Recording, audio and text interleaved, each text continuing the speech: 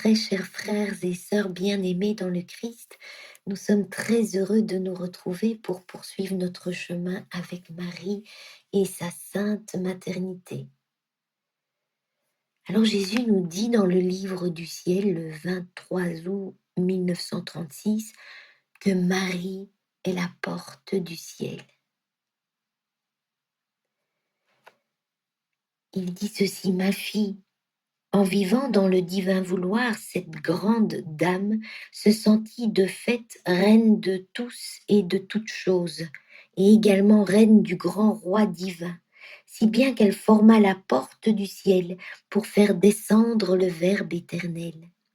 Elle prépara le chemin et la chambre de son sein, où il ferait sa demeure, et dans l'enthousiasme de son amour, elle me dit: descends, ô Verbe éternel, tu trouveras en moi ton ciel, tes joies, cette même volonté qui règne dans les trois personnes divines.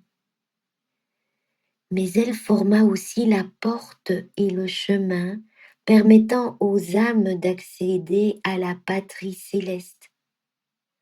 Je remets tout entre ses mains, dit Jésus, parce qu'elle agit en maîtresse et reine. Et le 10 février 1937, Jésus dit: je veux que ma volonté vienne régner sur la terre.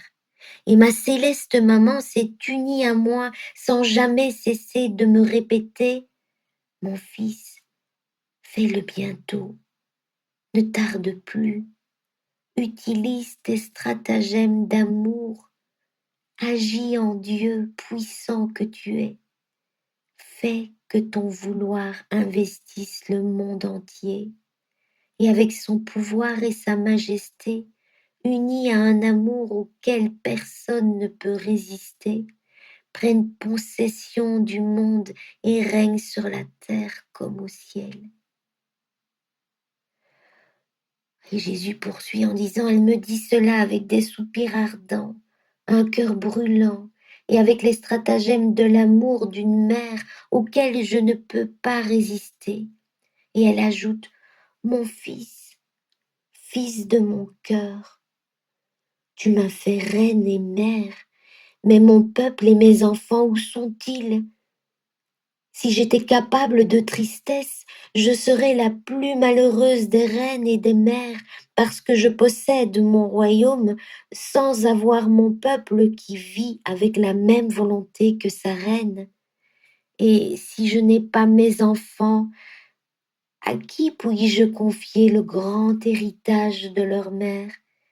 Et où trouverai-je la joie, le bonheur de ma maternité?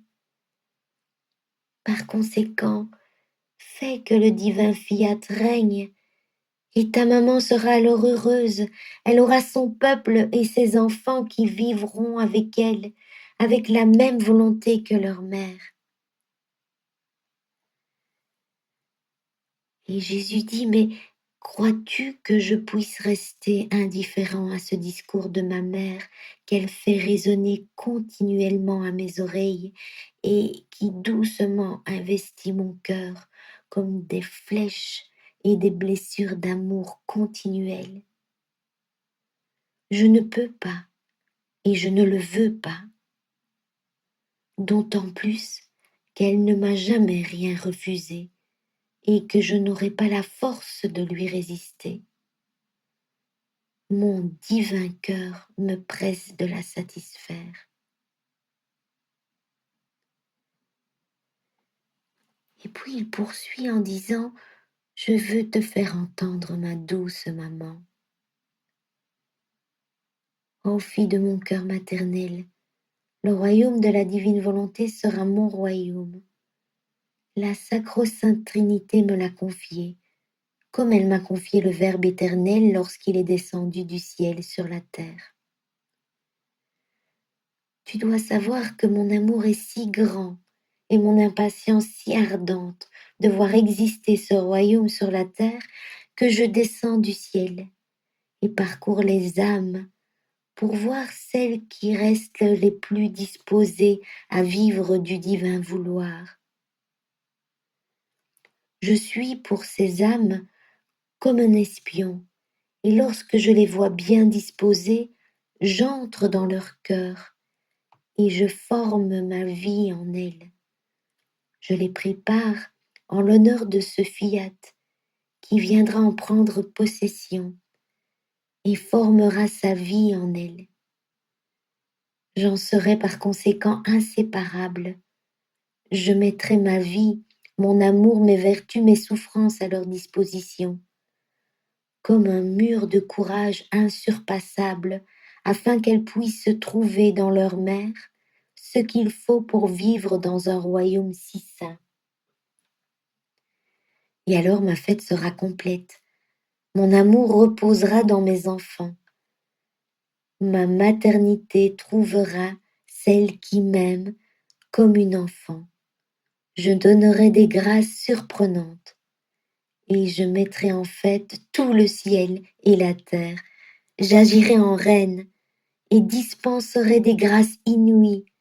Par conséquent, ma fille, tu resteras unie à ta maman pour prier et implorer avec moi le royaume de la divine volonté. Amen. Message du mercredi 11 février 1987 en la fête de Notre-Dame de Lourdes.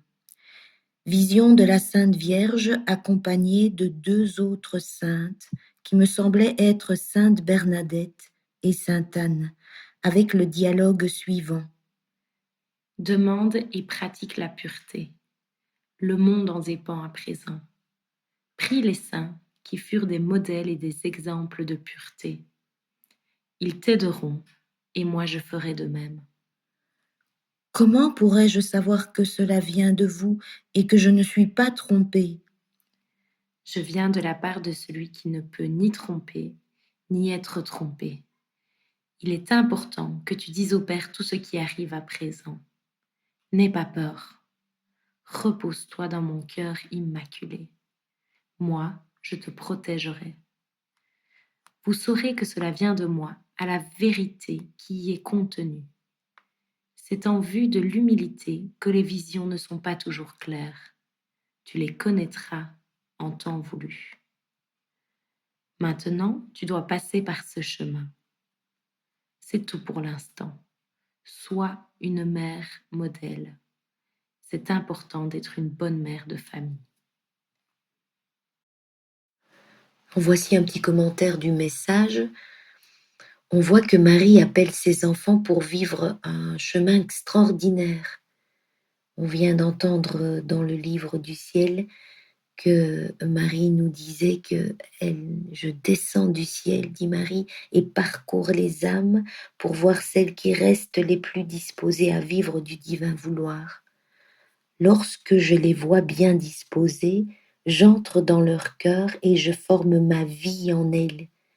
Je les prépare en l'honneur de ce fiat qui viendra en prendre possession et formera sa vie en elles.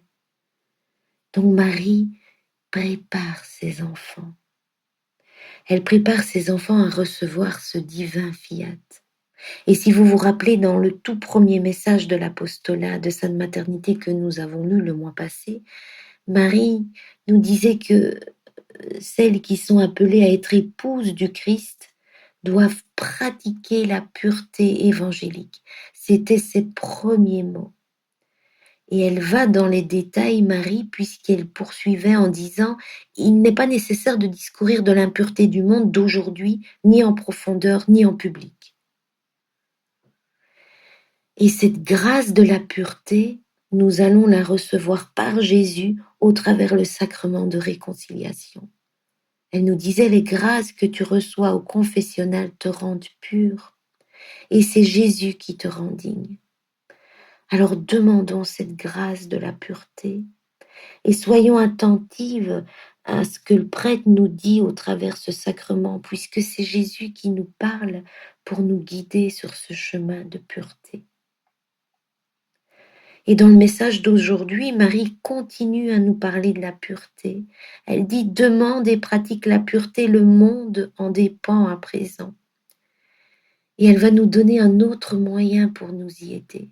Elle va dire « Prie les saints qui furent des modèles et des exemples de pureté. Ils t'aideront et moi je ferai de même. Et rappelez-vous, la voyante nous disait la fois passée qu'elle avait eu des visions préliminaires et qu'elle va voir dans ces visions préliminaires Sainte Catherine de Sienne, Sainte Claire d'Assise, Sainte Anne, la mère de la Vierge Marie, et donc ces femmes ont, qui représentent les différents états de la condition féminine. La voyante avait l'impression qu'elle devait les prier de façon particulière. Et aujourd'hui, dans ce deuxième message, Marie vient accompagnée de sa sainte mère, Sainte Anne, et de Sainte Bernadette. C'est la fête de Notre-Dame de Lourdes. Et donc Marie dit, mais prie les saints. Donc nous pouvons prier Sainte Catherine de Sienne, Sainte Claire d'Assise, Sainte Anne, et aujourd'hui Sainte Bernadette. Ces saintes vont nous aider à avoir cette vertu de la pureté. Et nous pouvons aussi prier la Vierge Marie, qui est la pureté par excellence. Ensuite, Marie nous dit, mais je viens de la part de celui qui ne peut ni tromper ni être trompé. Et dans le livre du ciel, le 28 mai 1937, c'est Marie qui vient, qui parle à Louisa.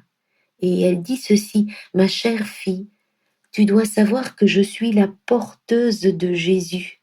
C'est un don que m'a confié l'être suprême. Et lorsqu'il fut certain que je possédais la grâce, l'amour, la puissance et la divine volonté elle-même pour le protéger, le défendre et l'aimer, l'être suprême m'a fait le don du Verbe éternel qui s'est incarné dans mon sein. Et il m'a dit, notre fille, nous te faisons le grand don de la vie du Fils Dieu, de sorte que tu en deviens propriétaire pour le donner à qui tu veux. Oh, prends soin de lui, défends-le, ne le laisse jamais seul avec ceux à qui tu le donnes, afin que s'il ne l'aime pas, tu puisses faire réparation s'il est offensé. Tu veilleras à ce qu'il ne manque de rien en matière de sainteté, de pureté. Sois attentive. Il est le plus grand don que nous puissions te faire, et nous te donnons le pouvoir de le donner autant de fois que tu voudras à ceux qui voudront recevoir et posséder ce grand don. C'est une mission qui nous a été donnée par l'être suprême, dit Marie, et que je ne peux ni ne veux refuser, d'autant plus que ce sont les joies de ma maternité. Donc cette mère vient de la part de celui qui ne peut ni tromper ni être trompé. Et elle dit, vous saurez que cela vient de moi à la vérité qui est contenue dans ces messages. Et c'est en vue de l'humilité que les visions ne sont pas toujours claires, nous dit Marie. Tu les connaîtras en temps voulu. Maintenant, tu dois passer par ce chemin. Et nous, à l'époque, quand nous avons lu ces messages, nous ne connaissions pas la divine volonté. Marie nous préparait à recevoir ce grand don. Ensuite, elle demande à la voyante de rapporter tous ces messages à son père spirituel.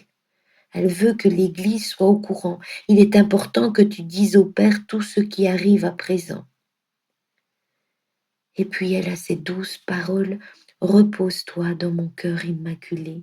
Moi, je te protégerai.